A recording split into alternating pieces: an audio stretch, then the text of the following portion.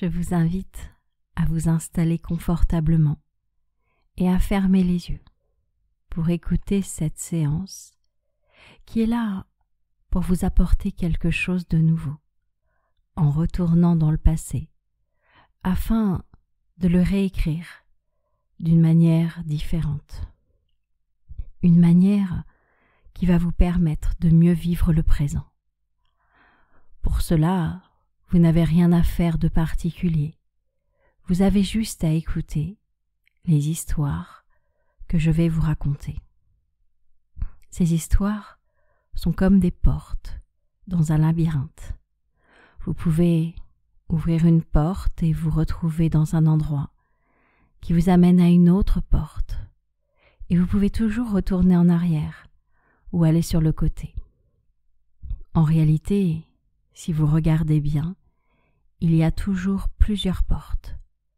Certaines peuvent être dissimulées derrière des histoires, d'autres peuvent être cachées carrément dans le sol ou le plafond, comme si nous pouvions aller dans 1001 directions. C'est la raison pour laquelle, si par moment, vous avez l'impression de ne plus être tout à fait dans le présent, c'est peut-être parce que vous êtes dans la parenthèse hypnotique. Un endroit, un espace-temps, où le temps justement ne tourne plus à la même vitesse que pour les autres personnes.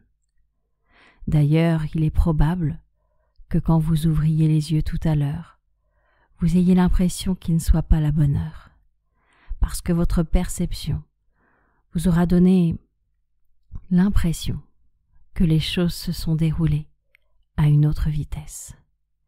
Et justement, j'aimerais commencer par vous raconter une histoire qui se passe il y a très longtemps, dans un pays éloigné. C'était la fête des Lumières. Ce soir-là, à la nuit tombée, chaque habitant du village apportait quelque chose pour éclairer, que ce soit une bougie, un lampion ou autre chose. Et dans cette famille-là, qui n'avait pas beaucoup les moyens, il n'avait ni bougie ni lampion.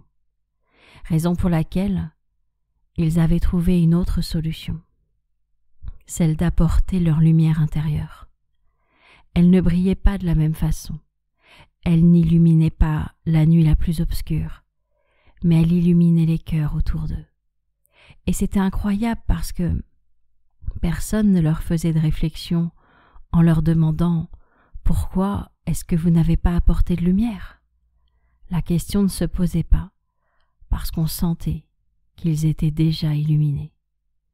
Et justement, dans cette famille, il y avait un enfant qui devait avoir 7 ou 8 ans et qui, à chaque fois qu'il participait à la fête des Lumières, avait l'impression que sa propre lumière se ravivait.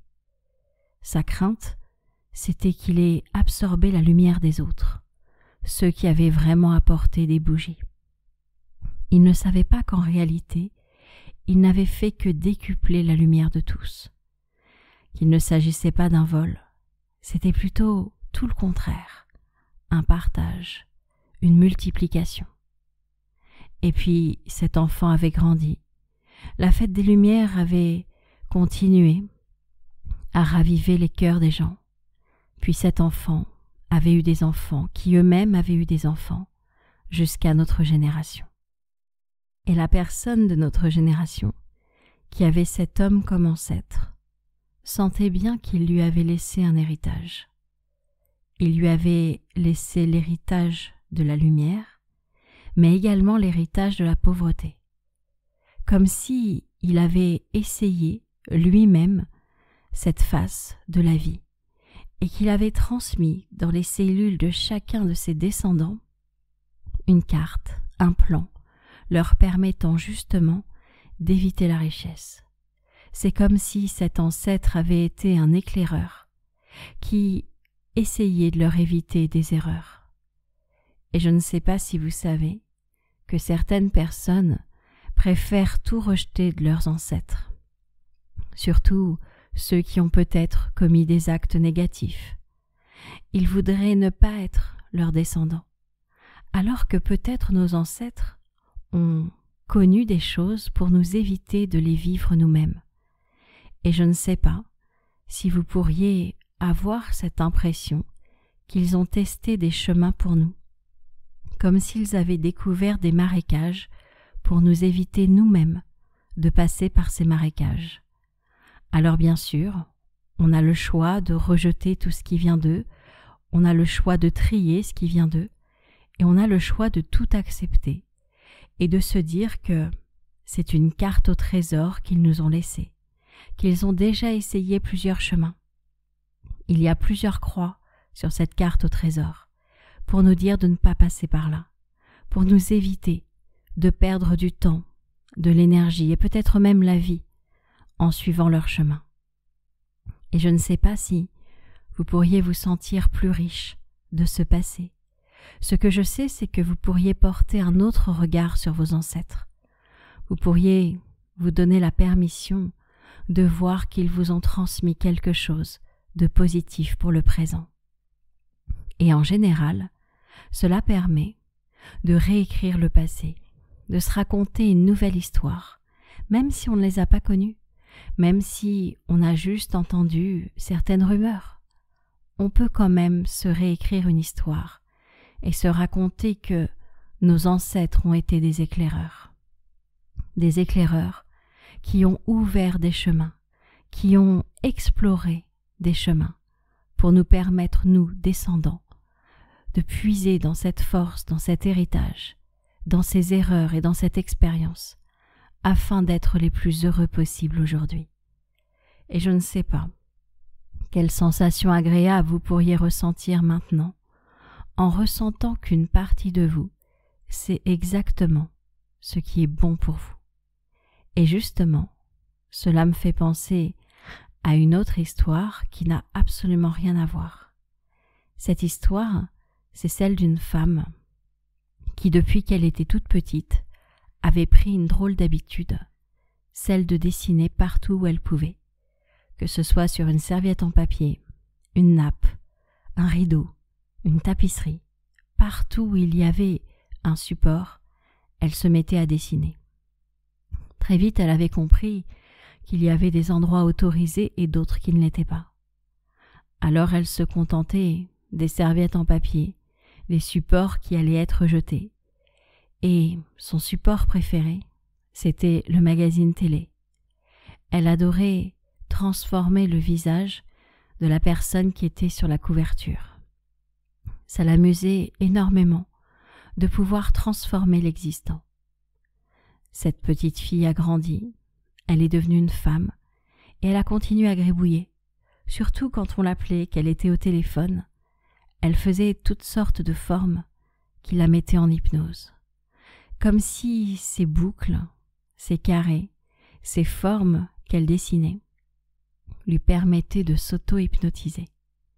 Et plus elle s'auto-hypnotisait, et plus elle était réceptive à ce qu'elle entendait, comme si une partie d'elle savait vraiment ce qui était en train de se passer à un niveau plus profond. Et justement un jour, alors qu'elle était en train de dessiner, que quelqu'un l'appelait, elle commença à observer que la forme qu'elle était en train de faire sur ce bout de papier ressemblait étrangement à un bébé qui était minuscule dans le ventre d'une mère qui n'était pas présente sur le dessin. Et puis, elle fit comme si de rien n'était, raccrocha quelques minutes après, et au lieu de mettre le papier à la poubelle, elle le laissa sur son bureau. Régulièrement, pendant plusieurs jours, elle passa devant ce dessin, sans comprendre bien, jusqu'à ce que ses parents viennent manger chez elle, et que sa mère aperçoive le dessin. À ce moment-là, elle lui demanda « Mais qu'est-ce que c'est que ça ?» « Eh bien, je sais pas, j'ai dessiné ça quand j'étais au téléphone. On dirait un fœtus ou quelque chose comme ça. » Et la mère eut les yeux tout mouillés à ce moment-là.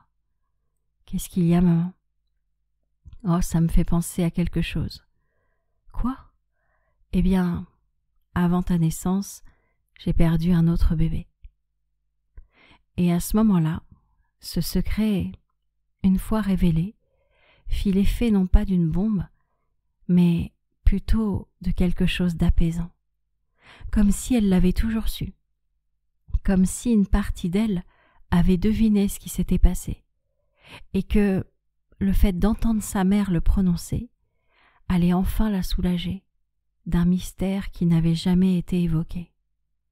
À partir de ce jour-ci, il se produisit même quelque chose de bizarre. C'est comme si elle avait été l'âme de ce premier bébé, comme si elle n'était pas prête la première fois et qu'elle reviendrait après. Elle ne savait pas se l'expliquer, mais elle savait que parfois, il est inutile de chercher à comprendre vraiment les choses. Par contre, on peut se donner la permission de faire les choses d'une nouvelle façon. Et je me disais que justement, vous pourriez vous autoriser à laisser émerger tout ce qui est coincé dans votre mémoire, des choses dont vous n'avez pas vraiment conscience, mais qui sont là, comme si vous dessiniez là maintenant les choses sous-jacentes, comme si vous les laissiez éclore une fois pour toutes. Et je ne sais pas si vous allez pouvoir sentir que le passé est en train de communiquer avec vous, qu'il est en train de vous rappeler certaines choses, qu'il a besoin lui aussi d'éclore. Ce que je sais, c'est que cette séance est un apaisement du passé. Bien sûr qu'on peut le réécrire d'une nouvelle façon. On peut décider que ce passé est dans notre camp, quoi qu'il soit arrivé. Et justement, cela me fait penser à une dernière histoire. Cette histoire, c'est celle d'une femme qui régulièrement emmenait des enfants se promener. Ce n'étaient pas ses enfants, c'étaient des enfants.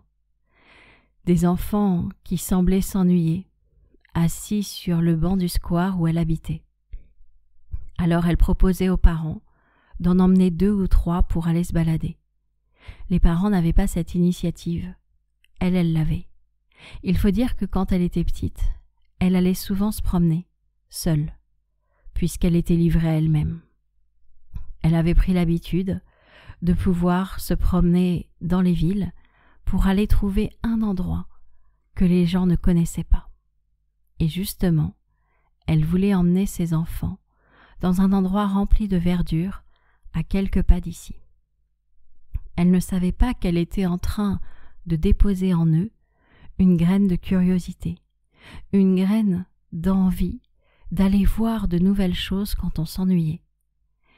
Et puis ces enfants, comme tous ceux qu'elle avait emmenés en balade, commencèrent à cultiver en eux cette petite graine déposée. Maintenant, quand ils allaient parler de leur enfance, ils allaient raconter qu'ils avaient découvert plein de choses. Ils allaient mettre de côté ces longs mercredis après-midi sur un banc public, comme si toutes ces découvertes prenaient maintenant toute la place dans leur histoire. Et je ne sais pas si vous savez que vous aussi, vous pouvez décider de réécrire votre passé en accordant plus de place à certaines choses qu'à d'autres. On ne peut pas changer ce qui s'est passé, mais on peut changer votre perception de ce qui s'est passé. On peut décider d'arrêter d'être la victime de ce qui a pu arriver. On peut décider d'arrêter de croire qu'on a subi les choses et décider que l'enfant que nous étions à l'époque a aussi pris certaines décisions. Il a choisi d'adopter ce comportement, cette attitude. Même si on lui a imposé des choses, il a eu le choix de sa réaction à ce qu'on lui a imposé. Vous allez donc pouvoir vous raconter une nouvelle histoire, une histoire plus positive qui vous laissera croire que dans votre présent, vous pouvez faire en sorte que les choses se passent autrement, à votre manière. Vous êtes puissant, vous avez du pouvoir sur ce qui se passe aujourd'hui. Et l'histoire que vous allez vous raconter va pouvoir influencer positivement ce que vous souhaitez vivre maintenant. Imaginez que votre inconscient fait ce qu'il faut pour réécrire le passé, pour vous raconter une autre histoire concernant les personnes qui étaient présentes, comme si vous arriviez à percevoir leurs bonnes intentions, même s'ils s'y sont pris d'une mauvaise façon. Combien de parents ont été durs et sévères alors qu'ils essayaient simplement de construire des remparts de sécurité autour de leur enfant. Et je ne sais pas si cette perception nouvelle va vous permettre de vous sentir adouci de l'intérieur, comme l'adoucissant qu'on met dans la lessive. Vous pourriez ressentir que quelque chose s'adoucit en vous. C'est votre regard sur votre passé, c'est votre regard sur vous, c'est votre regard sur les gens qui étaient autour de vous. Et vous allez pouvoir sentir que cette séance permet d'arrêter à certains schémas de se répéter, comme si vous aviez la possibilité là maintenant de faire les choses d'une nouvelle façon. Et je ne sais pas si vous pourriez vous imaginer demain, après-demain et dans les jours d'après, voyant ce que ça fait d'être adouci du passé. Sentez la joie d'être en paix. Sentez la joie d'être dans l'instant présent désormais et d'avoir en vous toute cette force, toute cette expérience de ce que vous et vos ancêtres avez pu vivre. Comme si vous aviez des outils, des bagages, non pas des choses encombrantes, mais des choses dans lesquelles on peut puiser de la force et de l'inspiration, peut-être pour éviter certaines erreurs du passé, ou bien pour répéter certaines choses positives. Tout est possible. Vous êtes l'auteur de votre vie. D'ici quelques instants, la séance va se terminer. Et pourtant, votre inconscient, lui, va continuer à œuvrer. Il va faire ce qu'il faut pour réécrire votre passé d'une manière à adoucir votre présent. Et quand vous le souhaiterez, à votre propre rythme, toutes les parties de vous vont pouvoir se retrouver. Vous allez pouvoir en douceur revenir à la réalité et vous pourrez simplement ouvrir les yeux tout doucement. Je vous souhaite une vie douce et belle.